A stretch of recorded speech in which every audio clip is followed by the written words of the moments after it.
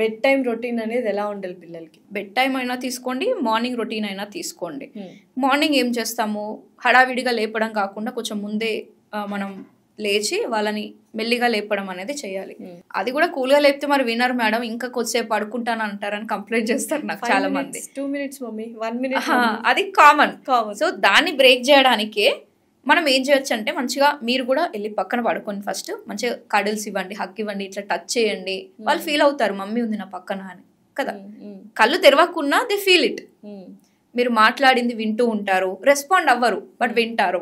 Okay, ఈరోజు ఏం breakfast చేశానో తెలుసా, నీకు ఒక సర్ప్రైజ్ ఉంది, ఈరోజు మనం మీ స్కూల్ అయిపోయిన తర్వాత ఎక్కడికి వెళ్తున్నామో తెలుసా, నీకు బాక్స్లో ఏం పెట్టానో తెలుసా, ఈరోజు మనం ఏం చేయబోతున్నామో తెలుసా, ఇలా క్వశ్చన్స్ అడగండి. ఈగర్నెస్ పెరుగుతుంది, బ్రెయిన్కి యాక్టివ్ అవుతుంది, అప్పుడు ఫిజికల్ బాడీ యాక్టివ్ అవుతుంది. ఫస్ట్ బ్రెయిన్ని లేపండి, తర్వాత ఫిజికల్ బాడీ. Wow, super.